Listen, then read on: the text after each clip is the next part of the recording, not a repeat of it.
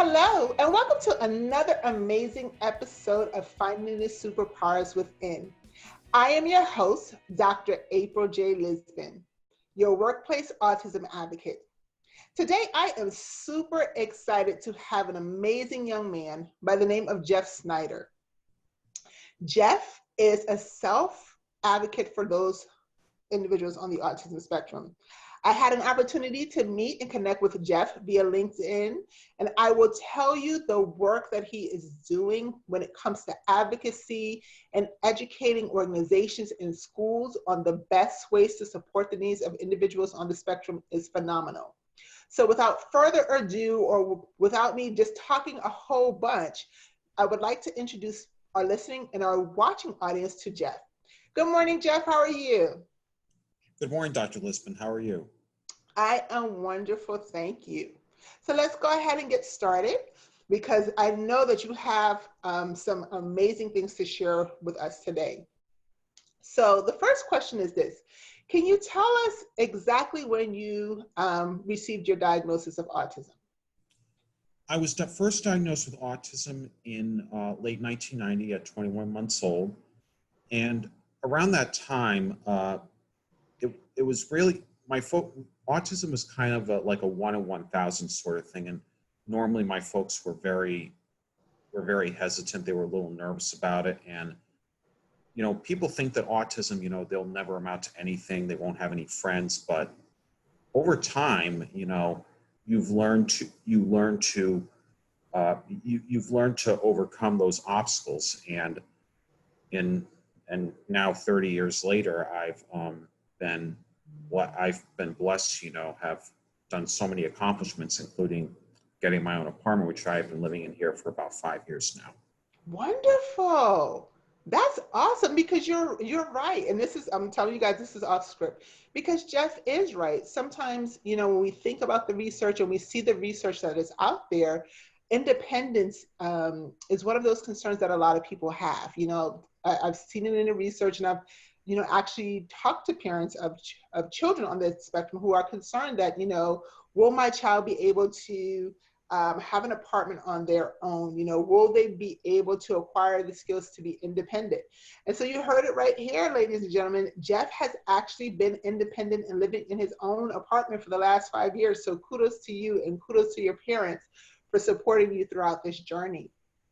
So can you tell us, you know, any trials or triumphs that you may have experienced during your years at school or potentially even at work? Well, in 2007, upon graduating from high school, I became the first student with autism in my town to have spent pre-K through grade 12 in the system. No other student prior to me had ever done that. And then at work, I got a 95 out of 100 at my first job on the mystery mystery shop. I worked for a major bookstore chain that has unfortunately now defunct. And then I was actually recognized for outstanding customer service at my current job, which I've been at for about 10 years now. Wow, that's amazing. That is amazing. It just shows once again that if you provide individuals with the right tools, especially individuals on the spectrum, they can get it done. And once again, Jeff is living proof that it is possible. So can you tell us one or two things you would want to tell your younger self about your journey when it comes to autism?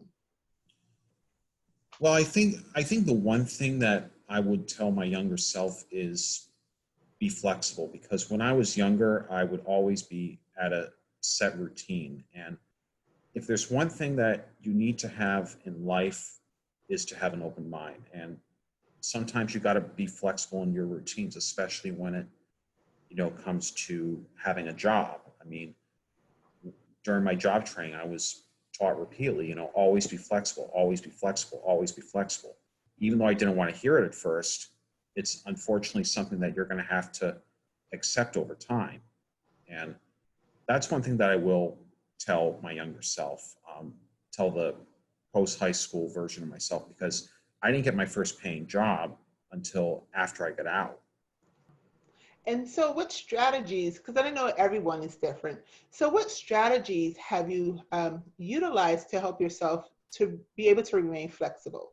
So, I know the positive affirmations of, remaining flexible, but are there any other tips that you can provide other individuals on the spectrum when it comes to flexibility?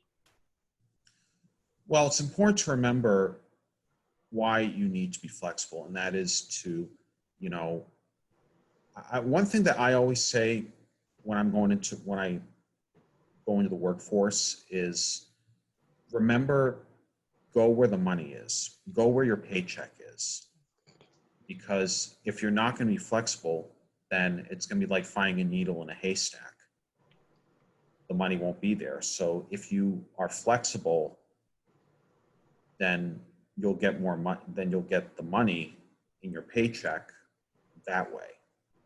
That's good. That's really, really good.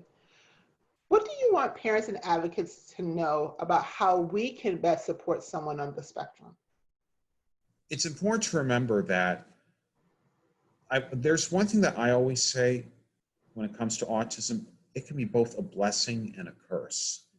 There have been some families where autism has completely destroyed their lives, but at the same time, autism should be viewed as a blessing. And it's like it's like Popeye to spinach, or or or super or Superman to whatever. But that's one thing. It's it's like an extra power source. It's a power source, and autism should be viewed more for the accomplishments than for the non-accomplishments. And unfortunately, people tend to focus more towards negativity when there's a really much more positivity. Over time, my folks have learned to embrace autism. I mean, even though they were kind of hesitant about it at first, when I was first diagnosed at 21 months old, over time, if you focus on the positive aspects of it, then you'll see autism for what it really is. That's good. That's really good. Now, as far as your current colleagues or your future colleagues, what do you want them to know about how they can best support someone on the spectrum in the workplace?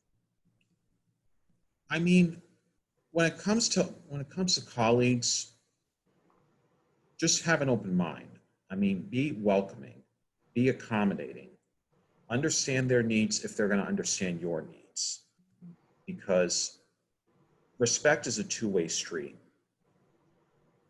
If you give them respect, they're going to give you respect. And it's not just people with autism or disabilities, it's everybody.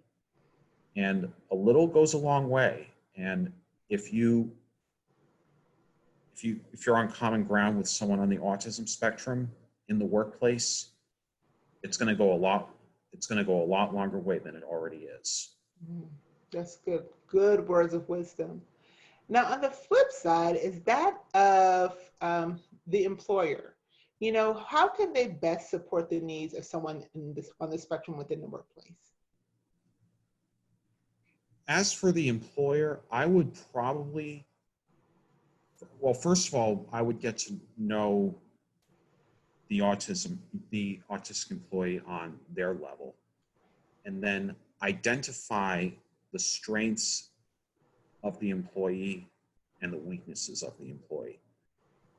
I mean, there may be times where the strength comes in a situation where the person on the spectrum might struggle. And it's important because I've had situations like that in my nearly 13 years of being in the paid workforce. You're going to go into situations where you don't want to be there, but you got to be there. And it's no different than getting a shot or doing something that you don't want to do. It's just the way it is. And I think you got to play the game. Mhm. If the game that the employer wants you to play, you got to play by it. You can't bend the rules. And that's how employers can understand their autistic employees that way. Thank you so much. So our final, well, this is my final question, but then towards it, I definitely want you to share with us some of the amazing projects that you're doing, especially with speaking engagements and things of that nature. But tell us, where do you see yourself about 3 to 6 months from today, having done this interview? Well, hopefully I can start doing in-person engagements again. Probably once we get a coronavirus vaccine, which is obviously going to be between November of this year and February of next year. But I would probably see myself I'd like to do more speaking engagements in person, but I'm also open to doing virtual conferences. As a matter of fact, I submitted 2 of my panels for a virtual conference in Florida in January. So, I mean, if I could do both in person and virtual, I mean, that would be a perfect balance and actually right now I've been reaching out to various organizations for next year. I've actually submitted, I've, I've currently done presentations on school safety drills in autism, school assemblies in autism. I've done a presentation on autism and bullying, autism in college, why companies should hire autistic people for jobs. And then I'm also currently working on a presentation on Disney and autism. Oh. And it's about characters that display traits of autism, whether it be a major or just minor. Wow. So That's phenomenal. Oh my gosh, I can't wait to see that. So before we close, Jeff, can you tell our listening and our viewing audience how they can reach out to you to learn more about your speaking engagements, where you may be at, any other amazing presentations that you want to share? How can they reach out to you? well, first of all, they can. I am on Facebook. I run a private group called Jeff Snyder Autism Self Advocacy. I have a page called Jeff Snyder Autism Self Advocate.